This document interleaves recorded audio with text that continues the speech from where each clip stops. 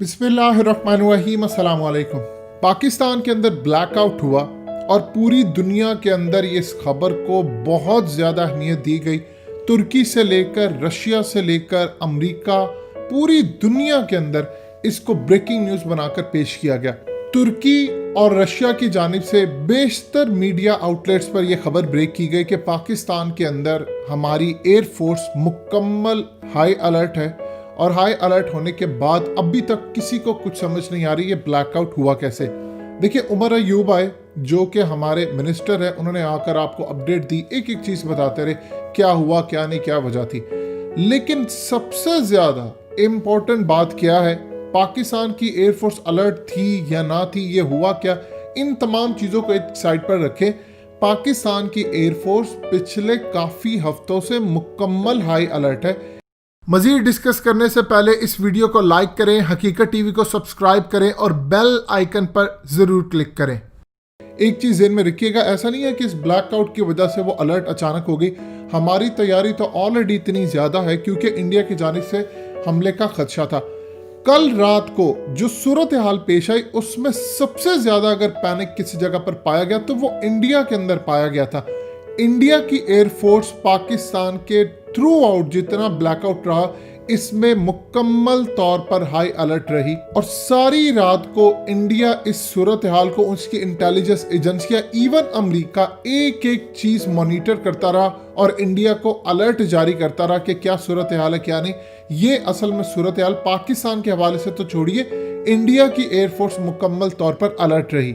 देखिए, जंग के अंदर ये ब्लैकआउट का जो तस्वुर है, इसको जब तक आप समझेंगे नहीं तो मामला क्लियर नहीं होगा और अगली जो जंगें होनी है उसमें अमेरिका की जो रिपोर्ट हालिया आई है उसके बाद इंडियन एयरफोर्स क्यों अलर्ट रही है, इसको आप समझ लें। देखिए, ब्लैकआउट एक स्ट्रेटजी रही है जो कि 20वीं सदी तक मुकम्मल तौर पर इस्तेमाल होती रही है। ये होता क्या है, ब्लैकआउट जब जंग का कोई माहौल हो या कोई आपने तैयारी करनी हो या कोई जंग आपको लगता है कि किसी वक्त होने वाली है, उसमें एक प्रैक्टिस ये की जाती है कि पूरे मुल्क की बिजली बंद कर दी जाती है। ख़ास तौर पर एक सायरन बजता है, उस सायरन की वजह से अलर्ट जारी किया जाता है हुकूमत की जानिब से, लोकल पुलिस की जानिब से कि आप अपने घर की तमाम लाइट्स बंद कर दें, गैसेस का इस्तेमाल आप बंद कर दें और इस सूरत हाल के अंदर जितने भी एनिमीज़ के एयरक्राफ्ट हों, उनके क्रूज हों, वो आइडेंटिफाई ना कर सके अपने टारगेट को। ये असल में जंगे अजीम अव्वल और दो में ये तमाम चीज़ें प्रैक्टिस की जाती रही।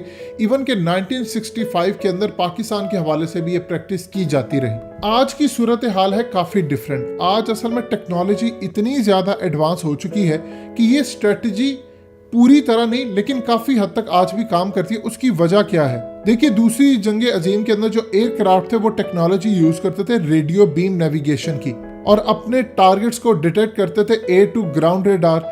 अब सूरत हाल ये है कि उस वक्त ना तो नाइट विजन गॉगल्स हुआ करते थे, ना ही कुछ सूरत हाल, उस वक्त जो एयर क्रूज थे उनको चीज़ें नज़र नहीं आती थी। अगर लाइट्स नीचे जली होती तो वो इजीली टारगेट कर सकते थे। आज सूरत हाल मुकम्मल तौर पर बदल चुकी है। आज जितने गाइडेड मिसाइल हैं ये असल में रात के वक्त नाइट विजन पूरी तरह ये काम करते हैं, आपको चीज़ें नज़र आती हैं। और इस सूरत हाल के अंदर 1991 के अंदर जो गल्फ जंग हुई थी उसमें आखिरी दफा बड़े लेवल का ब्लैकआउट देखा गया था और हालिया चंद सालों में वेनेजुएला के अंदर भी ये चीज़ देखी गई।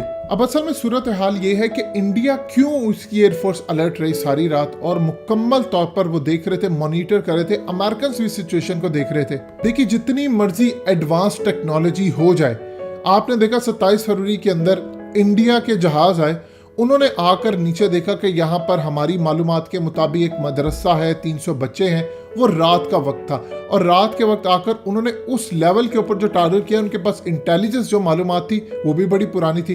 लिहाजा अगर डे का टाइम होता तो मामला बड़ा डिफरेंट होता। वो रात को आए और प्रॉपरली अभी तक वो काम नहीं कर सके। इंडिया का प्रॉब्लम ये है कि इंडिया अभी तक बहुत सारे पुराने तैयारे यूज़ करता है, उसके अंदर टेक्नोलॉजी और ये जो फार्मूला है ब्लैकआउट का ये आज भी काम करता है। यानी मिसाल के तौर पर इस वक्त इंडिया की इंटेलिजेंस एजेंसियां और इंडियन एयरफोर्स ये समझती है कि पाकिस्तान ने ये जो ब्लैकआउट किया है ये उनके मुताबिक जो अभी तक हकीकत टीवी को मालूमात मिली है और आप तक पहुंचाई जा रही है, इंडियन एयरफोर्स और इंडिया की इंटेलिजेंस एजेंसियां ये समझती हैं कि पाकिस्तान ने ये एक्सपेरिमेंट किया है कि अगर जंग की सी सूरत हाल होती है तो कितनी देर के अंदर हम तमाम ग्रिड स्टेशन को बंद कर सकते हैं और इसको रिस्टोर कर सकते हैं।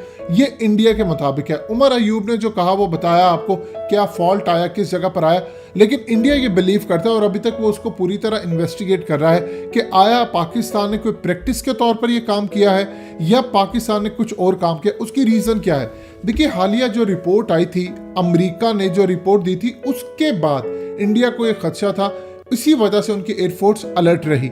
रिपोर्ट ये थी जो आपकी स्क्रीन पर चली, कई दफा हकीकत टीवी आपको ये बता चुका है कि ईएमपी जो टास्क फोर्स है, इलेक्ट्रोमैग्नेटिक पल्स वेपन की टास्क फोर्स अमेरिका के अंदर on national and homeland security, उन्होंने एक रिपोर्ट जारी की थी जिसने पूरे अमेरिका को दिल दहला दिया उसका, और इवन के इंडिया का भी। वो ये कहते हैं कि चाइना के पास ऐसी टेक्नोलॉजी है जो कि इलेक्ट्रोमैग्नेटिक पल्स वेपन्स यूज करे, अमेरिका की तमाम इलेक्ट्रिसिटी बंद कर दे, अमेरिका का पूरा ग्रिड स्टेशन तबाह कर दे, और इसी तरह के वो प्रोटोकॉल्स डेवलप कर दे कि पूरे का पूरा अमेरिका शटडाउन हो जाए, उसका इलेक्ट्रिक ग्रिड पूरी तरह मेल्ट कर सकता है। वो कहते हैं कि चाइना ने ऐसे active ballistic missile system program दुनिया में बना लिए हैं और वो इल्जाम देते हैं कि अमेरिका की टेक्नोलॉजी चोरी करके इन्होंने हाई टेक वेपन्स बनाए हैं जिससे इलेक्ट्रिक ग्रिड और की टेक्नोलॉजीज को किसी भी वक्त ये बंद कर सकते हैं और पूरे का पूरा मुल्क ब्लैकआउट कर सकते हैं, जिस तरह पाकिस्तान के अंदर रात को हुआ। हमारे ऊपर तो कोई हमला नहीं हुआ, लेकिन इस सूरत हाल के अंदर वो ये समझते हैं। बिल्कुल आप देखिएगा आने वाले वक्त में ये तो आपको 8-10 घंटे और ये चीजें नजर आए। जिस दिन बड़े लेवल की जंग होगी, अमेरिका इंडिया का भी पूरा कबाड़ा हो सकता है और चाइना, इन दोनों ममालिक की पूरे इलेक्ट्रिक ग्रिड जो सिस्टम है, पूरे का पूरा सिस्टम जैम कर सकता है। वो कहते हैं कि चाइना ने ऐसी चीजें बना ली है जिससे नेटवर्क ऑफ सैटेलाइट को वो बंद कर सकता है, हाई स्पीड मिसाइल सिस्टम बंद कर सकता है, सुपर इलेक्ट्रोमैग्नेटिक पल्स वेपन्स के जरिए पूरी तरह इलेक्ट्रिक ग्रिड को जब मेल्ट डाउन करेगा, और क्रिटिकल कम्युनिकेशन जो कि असल में इमरजेंसी की सूरत में सिर्फ खास तौर पर मिलिट्री और दूसरे तमाम लोगों यूज करते हैं, उसको भी वो रोक सकता है। ये असल में इस रिपोर्ट में कहा गया है कि चाइना के पास ये टेक्नोलॉजी है। अब इंडिया असल में 27 फरवरी को पाकिस्तान के हाथों बड़ी मार खा चुका है जब हमने उनके जहाज का टावर से राब्ता मुनक़ता किया। इंडिया को अभी तक ये समझ नहीं आ रही थी कि ब्लैकआउट पाकिस्तान में किस वजह से किया गया है, क्योंकि इंडिया तो हमला करने के लिए नहीं आया। इंडिया को ये समझ नहीं आ रही थी कि असल में वजह क्या है, क्या ये ब्लैकआउट करके कुछ टेक्नोलॉजी का इस्तेमाल करके इंडिया पर तो चढ़ाई नहीं करने जा रहे। इसीलिए पूरे ब्लैकआउट के जो सिनेरियो था, ये अमेरिका के साथ राब्ते में रहे, वो इनको इन्फॉर्मेशन प्रोवाइड करते रहे, एक एक चीज मॉनिटर करते रहे, जिसके बाद इनकी एयरफोर्स को उसी वक्त अलर्ट कर दिया गया था जब रात को 11:41 पर पूरे मुल्क का ब्रेकडाउन हो गया था। देखिए, अमेरिका ने यह कहा है कि चाइना के पास जो सिस्टम है उसके अंदर वो नेचुरल तरीके से भी इसको यूज कर सकता है, यानी कोई एक्सट्रीम सोलर जियोमैग्नेटिक डिस्टर्बेंस पैदा कर सकता है, और जब electric grid system melt down करे या कुछ कहे तो ऐसा हो सकता है कि आसमानी बिजली के थ्रू ये काम हो सकता है। जिस तरह आप देखिए इस वक्त आर्टिफिशियल रेन बरसाई जाती है, आपने यूएई के अंदर देखा, आपने बीजिंग में देखा, हर जगह पर आप इजीली ये काम कर सकते हैं।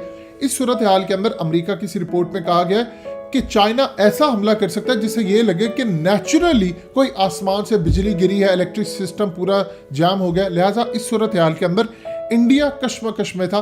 पाकिस्तान की जहां तक एयरफोर्स का ताल्लुक है, याद रखिएगा हमारी एयरफोर्स काफी हफ्तों से अलर्ट है, जबकि असल में जो पूरी रात अलर्ट रही वो इंडिया की एयरफोर्स थी। और ब्लैकआउट हमेशा डिफेंडर्स को फायदा देता है, ये याद रखिएगा। दोस्तों, हकीकत टीवी को सब्सक्राइब करना मत भूलिए, वीडियो को लाइक करें, शेयर करें और कमेंट सेक्शन में अपनी राय का इजहार जरूर करें।